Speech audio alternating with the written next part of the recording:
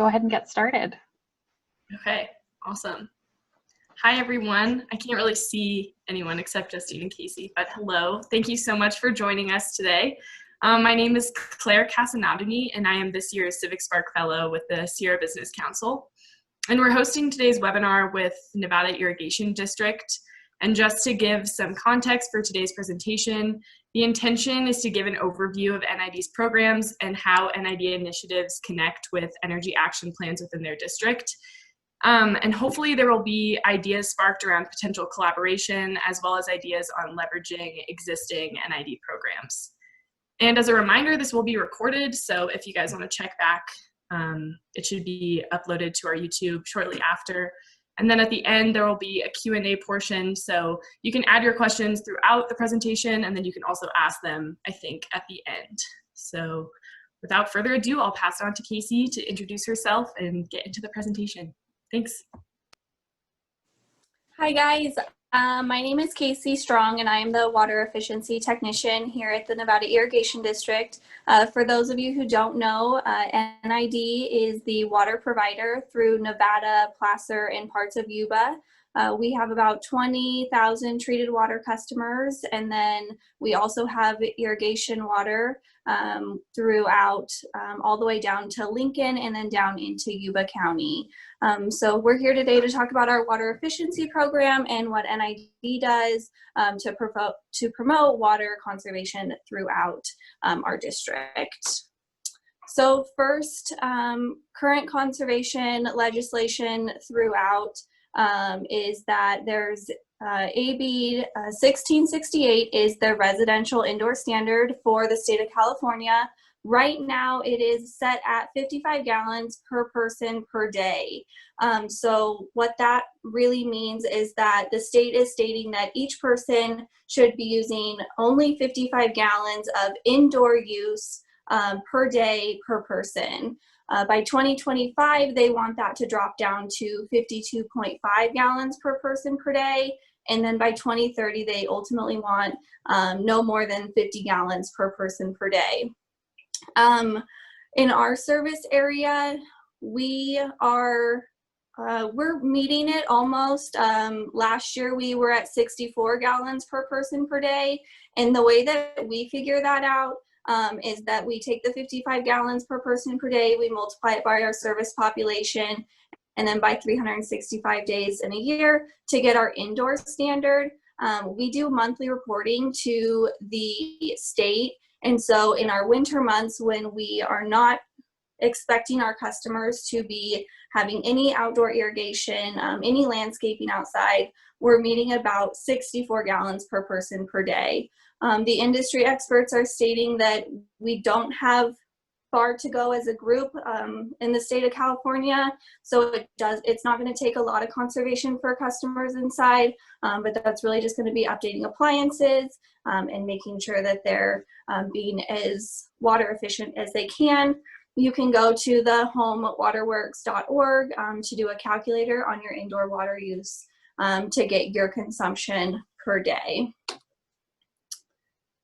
One of the things that NID has to do is Senate Bill 555 requires all urban water suppliers to submit a validated water audit per year. This gives the state information on how much water we've produced, we've supplied, how much water that we are stating is our authorized consumption, and then from those two totals, they can move into to see how much losses we're seeing in our system. So NID has a total of 7 different systems that we do. We only have to report on 3 of those systems because you only have to report on systems that are 3,000 acre feet or more, or 3,000 more connections in that service area. So we do 3 different water audits, and then we send those to the state where they review them. This is connected with the energy action plans to provide leak detection. We can take the numbers of how much we've supplied and then the authorized consumption, and we get that number at the bottom to see how much water we're really losing throughout that specific system. We don't necessarily have full leak detection programs based on these numbers. We can just see where we're losing those, and that can come from multiple different ways. That's losses in our system through the distribution system. It could be customers or people in the community stealing water, or we have under registration of our water meters. As water meters get older, they start to slow down and ultimately stop registering water. So there's multiple things that go into leak loss detection. Right now, we just don't have the staff or the resources to have a full-blown leak loss detection program launched. These are some treated water restrictions that we have. We've had these in place since the drought. One of the things that we see the most throughout our district is the landscape watering during the heat of the day. A lot of customers don't understand that when you water between 10 a.m. and 6 p.m., that's when you're gonna lose the most water due to evaporation. And so we really promote to our customers that water before in the early mornings when the sun's not out, and then water in the evenings if you need to. That way you're not getting that evaporation during the day. Also, the other things, most people just do them out of, they're not doing these out of anymore, such as spraying off their driveways. Most people have nozzles on their hoses when they're washing their cars. That's just something that people have adapted their way of doing things to conserve water. The biggest thing that NID is doing right now for water conservation is we are updating all of our meters over to a cellular badger meter. I said earlier that NID has about 20,000 treated water meters out there, and we're in the process of doing a full conversion over to these meters. Right now, we probably have close to 9,000 badger meters in. We are replacing these meters as they fail. There's two different components to the meter. There's the device that actually sends the signal to the truck as we're reading them, and then there's the meter itself. We lose a lot of water just in consumption is by these meters. They have a life expectancy span of 10 to 15 years. And so a lot of our meters in the ground right now are over 20 years old. And so as meters get older, they stop registering water. So we're actually losing the record of customers' consumption, which in our water audit, that falls under leak loss. So although it's not a leak that's happening, we're not registering that water usage, so we're not accurately have information. So that's what these meters are for. We're updating those so that we have accurate information when we report to the state. These badger meters are pretty cool. They're a digital register. So there's two different parts to the meter. You have the meter body itself, which is a mechanical meter. There's a disc in there that spins as the water consumption goes through it. And then it talks to the register, which is the gray component that sits on top of the meter. These are a digital read. So we bill by the 100 cubic foot. 100 cubic foot is equivalent to 748 gallons. And so when you're looking at this, you have to remember that we're not talking in gallons, we're talking cubic feet. These meters, the register itself can detect if there's something wrong with the register, if it's not going to send a signal into NID. The biggest one that we point out to customers is if they have a suspected leak at their property. This register will alert the customer on the register itself as well as NID when water flows through the meter for more than 24 hours without a 15-minute break. Most of the time in residential or commercial buildings, you at least have 15 minutes in a day where you're not using any water consumption. So it'll flag it as a leak so that you're aware that there's something going on at the property. When we're diagnosing these types of leaks with customers, with this meter, we direct them to the third screen. So this register will go through 3 different screens. You have your reading on the first screen. The second screen, it'll tell you the size of meter you have. And the third screen, it'll tell you how many gallons flowed through the meter in the prior minute. So if you have no leak at your property, that meter should not be spinning. So when it goes to that third screen, it should say 0.00 gallons per minute. But if you have a leak, it's going to tell you how many gallons flowed through there. So this is a tool that our customers have access to when they're at their property. They can go to their meter and they can use it to detect a leak at their property. We in the office, this is what we see when we're looking at meters. This is what they call the beacon home screen.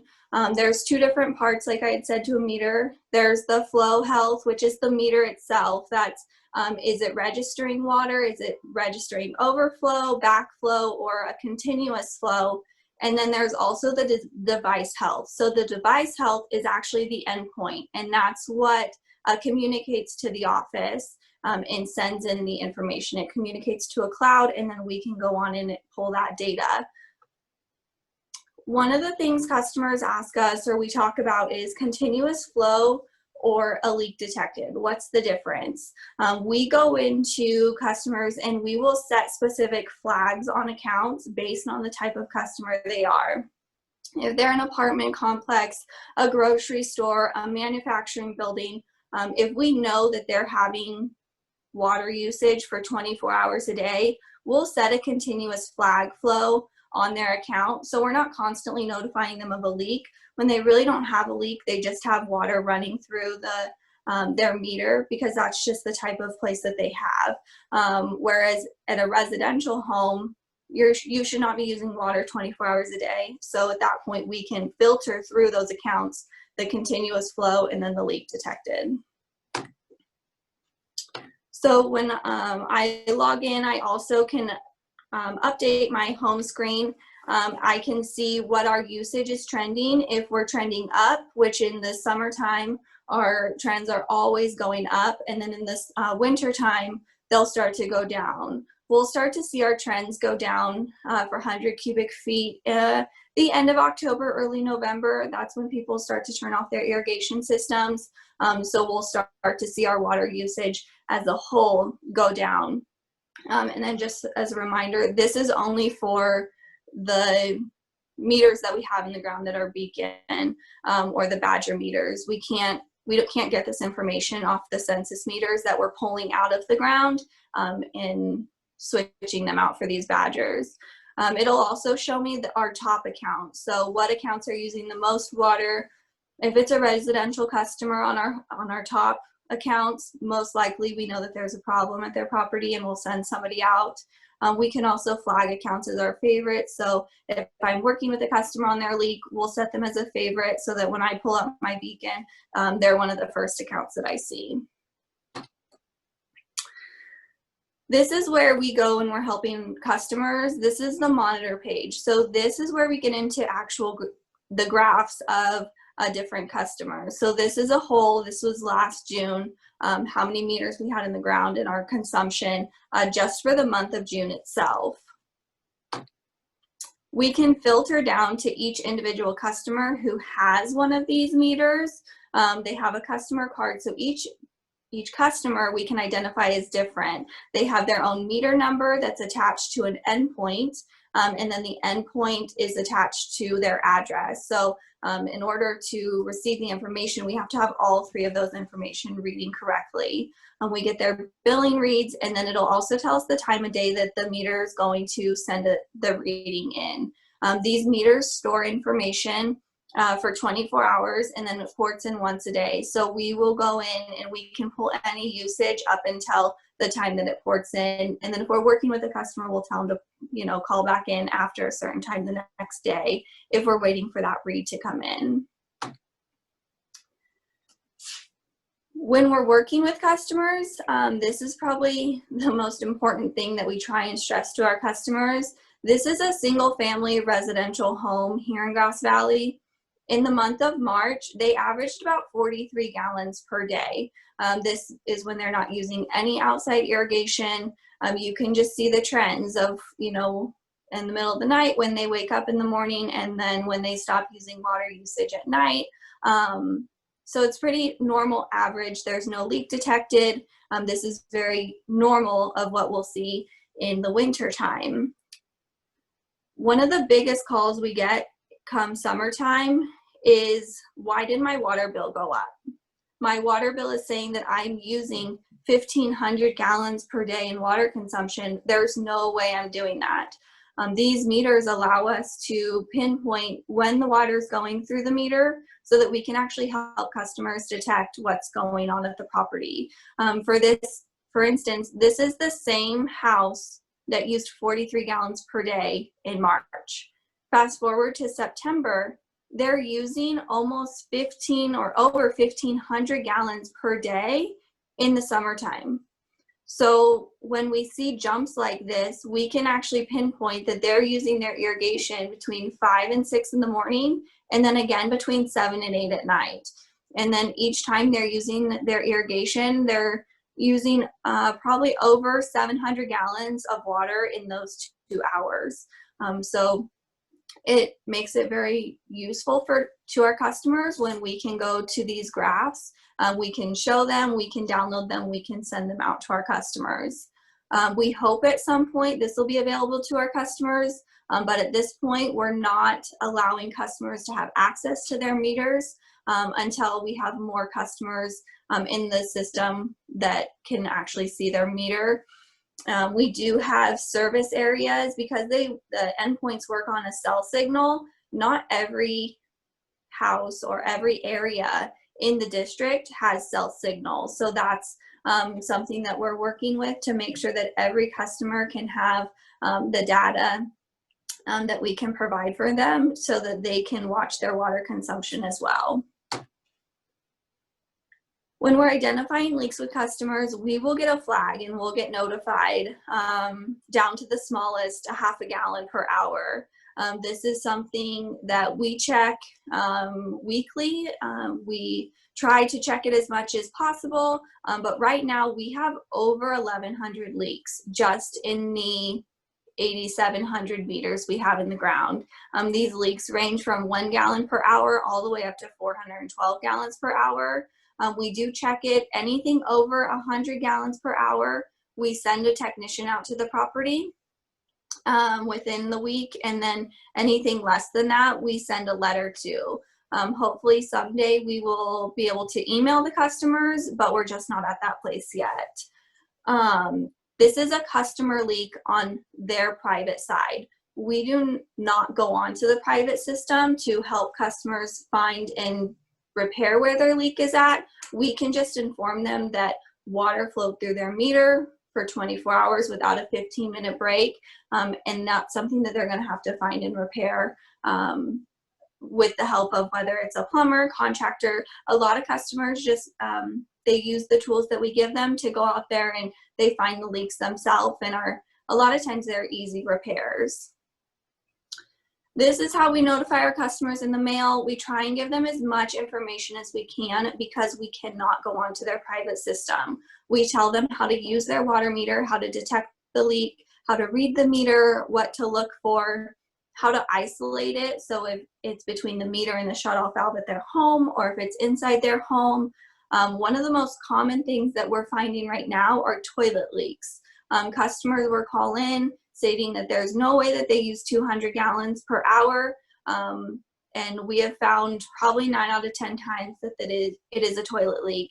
If your toilet is just running constantly, especially if it's a toilet that's 5 gallons per flush, we see instantly that those could use easily 200 gallons per hour if it's just a continuous flow. So that's where we try and help customers isolate, detect their leaks before they actually have to contact anybody to find and repair it.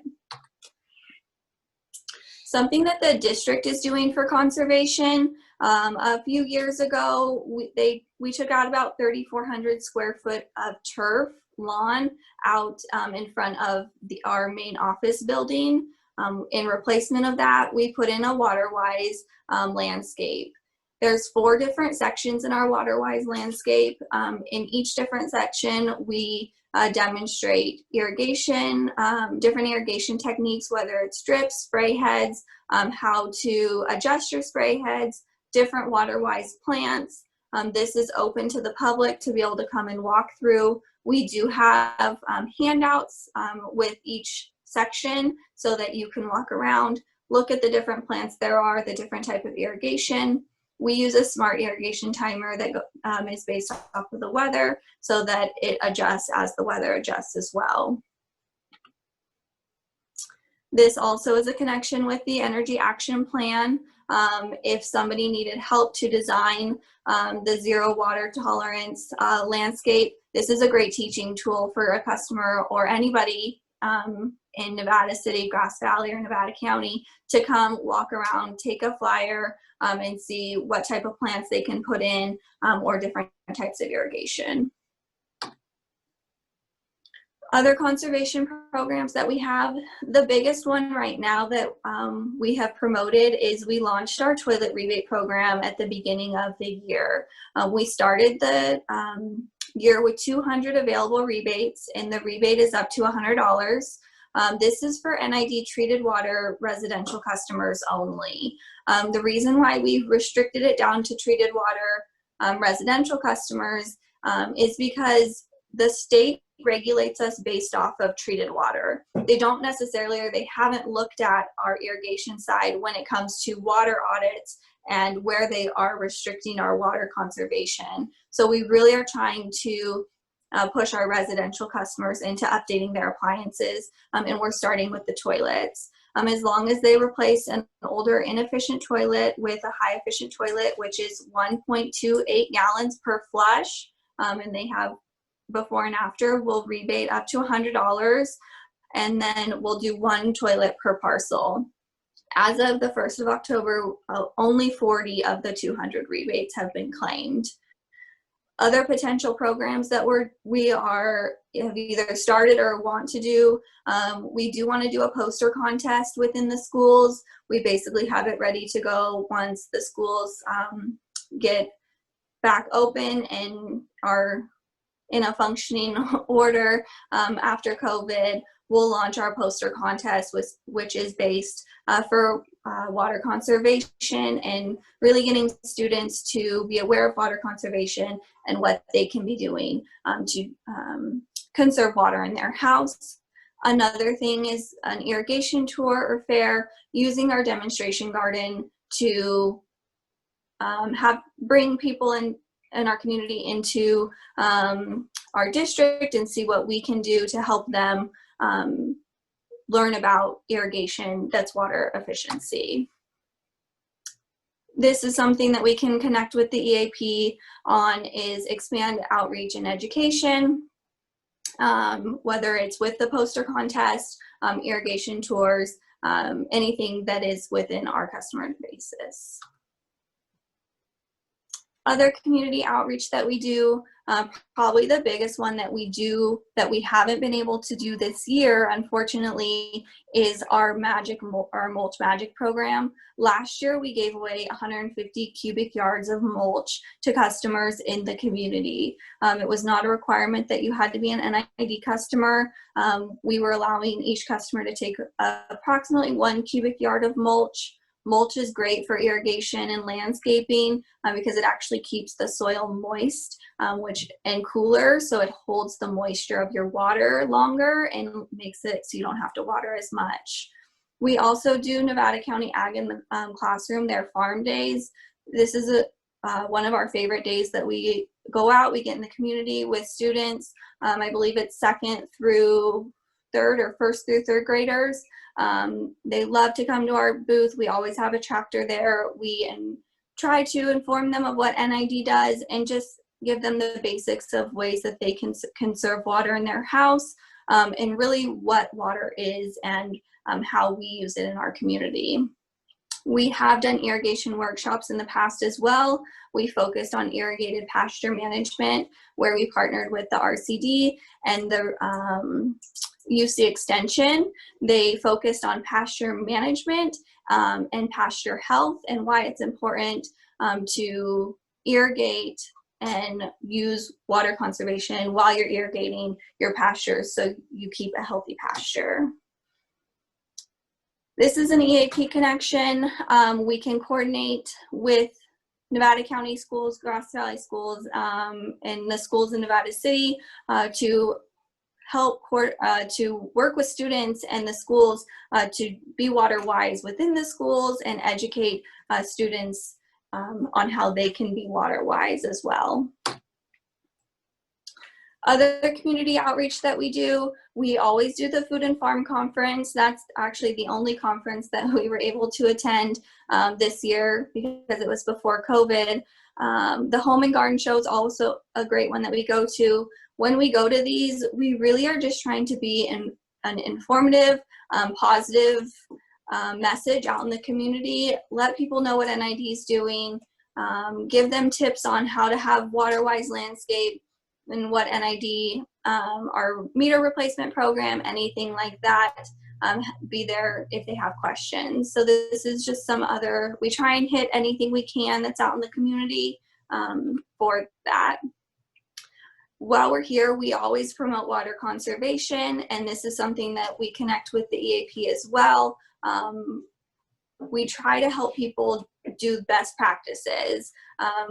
Water efficient landscaping, water efficient appliances, and just inform them ways that they can do that.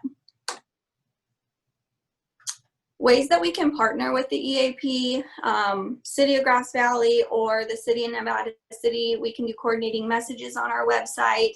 If we wanted to partner to do a tour day in our demonstration garden to promote water efficiency and energy efficiency, and then also promote the poster contest in schools. This is ways that we can work together in order to wrap Nevada County as a whole, and then individually Grass Valley and Nevada City with the EAP. These are just some easy ways to conserve water. When we go into the schools, this is what we push a lot. Simple as turning off your water when you're brushing your teeth, installing aerators in your faucets, making sure your appliances are water efficiency, fixing any leaking toilets. When you move to outside, most treated water use is landscape. So that's really important to make sure that you're using mulch and make sure that you're irrigating and you're not overwatering. One thing is that people do runoff with their water, and that's something that we try to discourage customers from doing. We actually tell them to water for less amount of time, more frequently. So if you water for 30 minutes, you're going to saturate the ground, and that's going to cause more runoff. Rather, if you water for 15 minutes multiple times, you're actually going to allow the water to seep deeper into the roots, and you're not going to create that runoff. Also, timers, those are great tools to help customers make sure that they're watering efficiently. A lot of times people will think that hand watering is actually saving them water, but we find that customers that hand water use more water because they're not seeing exactly how much they're watering, whereas with a timer, you're getting the same amount of water each time. So with that, if there are any questions, feel free to ask them. I have Aurora Tipton, our customer service administrator, here with me. So if there's any questions or you guys have any concerns, please let me know. And just as a reminder, everyone can, if you have questions, you can drop them in the chat or you can drop them into the Q&A box. But actually, as I was listening, especially being an NID customer myself, I got a couple of ideas, and I wanted to ask you about the ways that NID communicates with its customers. Like, what platforms do you use? Where can people, besides the website, like as far as outreach goes, like what should people be paying attention to? Do you ever use the water bill as a way to share information? Just kind of thinking like from a customer perspective, where to learn more without only going to the website. So we do try and put notices on our bills. There's always an important information in the middle of your bill on the left-hand side. So if there's any news or we're trying to get any outreach to our customers, we'll put it there and direct them to either the website. We do have an email blast. So if you go onto our website, you can sign up for an email blast where you would be able, if we were trying to notify customers of anything specific, they would receive that email blast. But those two spots, and then obviously the website is our main platform of where we communicate to our customers. There is a Facebook as well. Sorry, Laura's. She's telling me right now. But they do also put things out on Facebook, so you can always pop over there or follow our Facebook if you want updated news as well. It's really good to know, especially if like the working groups want to do something that is outreach and education oriented, that you have some places that, you know, that can get plugged into. Yeah. Yeah, our communications team, they're really great about if we want to promote something, we just have to let them know, and they'll put it on our website, put it on our Facebook, and they'll do a press release for that. So while we're waiting for other questions, I just have a couple more that I thought of while you were presenting. So Kaycee, from NID's perspective, because the EAPs, just for a little context, the EAPs cover you know, all of unincorporated county, Nevada County, or incorporated Grass Valley and Nevada City, respectively. And I know NID doesn't serve all the customers in the incorporated cities. So from your perspective, what do you think, like what are some initial ideas for coordinating water efficiency for all customers, and working, you know, directly with those cities? And how do you see that working if it's, you know, you're doing outreach and people, you know, want to take advantage of the programs, or having duplicative programs or something like that? Mm-hmm. We can coordinate with messaging. That's always an easy one for us to either put messaging on our website or messaging on our bill. We can do something like that. We're open to partnering with the City of Grass Valley or the City of Nevada City, whether it's our mulch program, if we wanted to share booths and wanted to coordinate messaging at booths at community outreach, a poster contest, anything like that. We're open to working with the other agencies as well. Probably messaging is the easiest one because we can push it out to social media and our website pretty fast. But we are always open to working with them on our poster contest. If we wanted to do an irrigation tour, our mulch program, anything like that. Okay, that's good to know. And I'm just double checking to see if we have any Q&A. So I have another one here. Let's see. So Kaycee, I'm assuming that this is hidden from you as a panelist, so I'll just go ahead and read it, and you can answer it.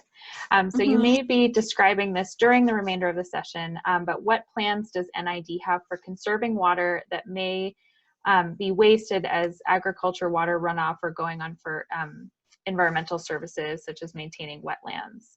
Any thoughts about canal automation or farm gate automation for larger ag water uses? So basically thinking about those other customers besides just residential and water conservation. Right now, because the state is really holding water conservation to treated water customers, we haven't necessarily looked in water conservation at the irrigation side. Any question like that should be directed towards our operations department. And if you want to send me an email, I am happy to get your question over to Nathan Wasley or Tor Larson in our operations department, and they can answer your questions on that. But as for a water conservation standpoint, the state is asking us to report on treated water customers only. And then in the future, as the state moves into the irrigation water and the raw water side, we'll focus our efforts onto that as well. But any question for raw water, if you want to send me an email, please do, and I'll get back to you with an answer.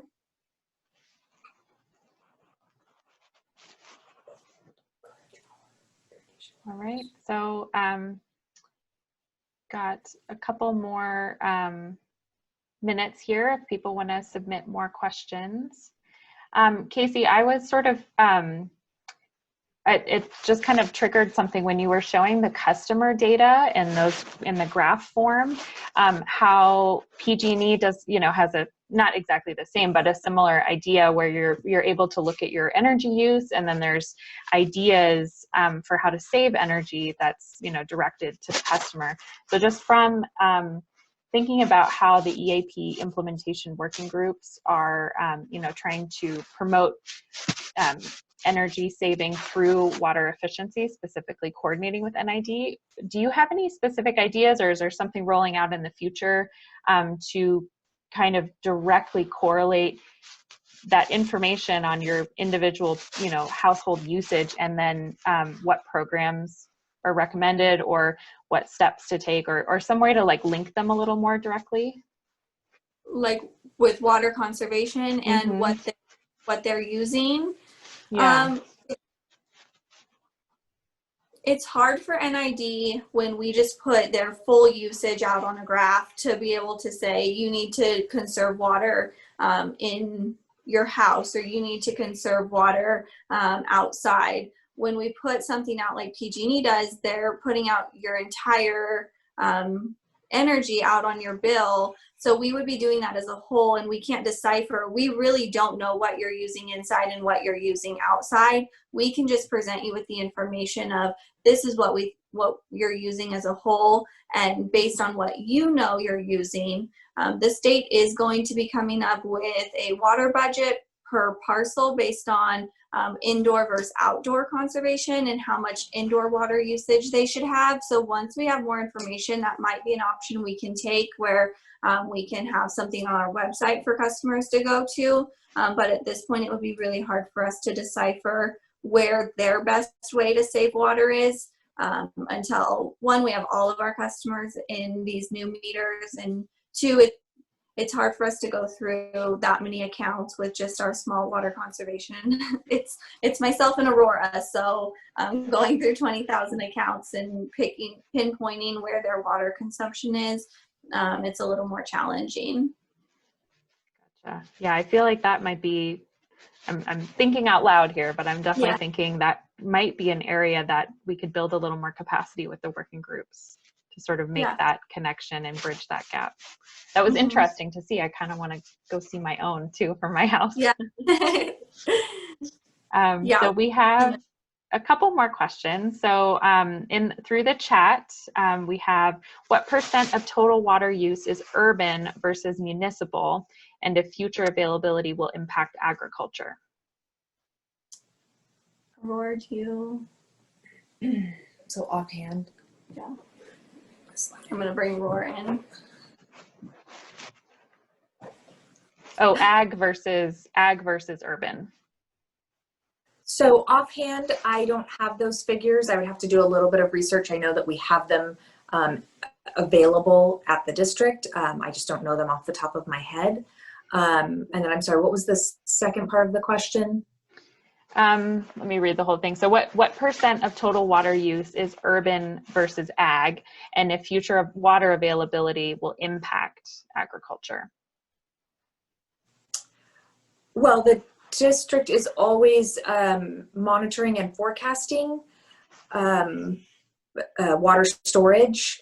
For example, right now there are a lot of questions about why we don't extend the irrigation season, and part of that has to do with conserving enough water in our reservoirs to ensure that we have enough water to serve our customers in the coming year, not knowing what the water year will look like.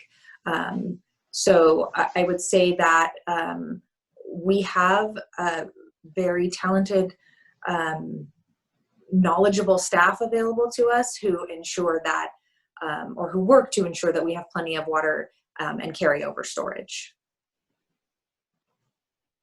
Gotcha. So if there's any follow-up for that, feel free to type it in the chat, but otherwise I think it sounds like we should dig in and get a little more information to fully answer that. And we have one more question. I know that we have the toilet rebate as the most recent rebate, but are there any plans to offer rebates for customers that replace their lawn with those more water efficient landscape options? This is one that we have wanted to dig into. It's a very large undertaking to do a rebate to this size. We've done a lot of research. We've went to conferences where we've sat in on meetings on different agencies and how you go about doing a rebate, like a lawn or a turf replacement rebate. We hope in the future that that will be a rebate that we can offer. It's a lot more money to do a lawn rebate than it is to do a toilet rebate. So we would not be able to offer as many rebates for the lawns as we can for toilets. So we started small, and hopefully in the future we will be able to do a turf replacement program, but just not at this time. It's good to know, though, that it's coming down the line. Okay, we've got one more question. Are there any watershed average yield studies then that can cap development at some point for the NID servicing area? That would be a question that would go to our water resources. So if you want to email me your question on that, I'll get it over to Tor Larson and he'll be able to answer your question on that one. Yeah, I'm sure that's something you guys are always paying attention to. Yeah, like Aurora said, we have a group that's designated just towards water storage and snowpack, anything like that. So that would be Tor and his team. Yeah, these bigger questions sound like we might need another webinar with some different people from NID. So that's good. All right, well, last call for any other questions from our audience. And while we're waiting, I just want to say thank you, Kaycee, so much for sharing all this information. And I think it's going to be really helpful for implementing those 3 EAPs and coordinating a little more closely with NID. Yeah, thank you for having us, and we're open to any questions. My contact information is there, so if anyone has questions in the future, feel free to email me, and if I can't answer it, I'll get it to somebody who can. That's great. Claire, has this sparked any ideas for implementation? Maybe, we'll see. Yeah, this is awesome. Thank you so much, Kaycee. And also, just a reminder, it will be recorded, so if people want to look back to re-spark any ideas, it should be on our YouTube. All right, sounds great. Well, no new questions have come in.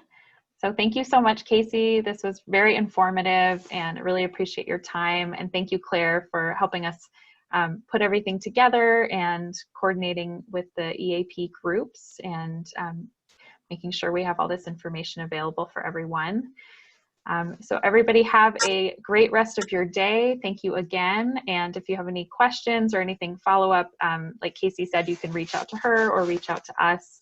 And we look forward to working on more water efficiency projects in the future. Perfect. All right. Thank you. Bye, everyone.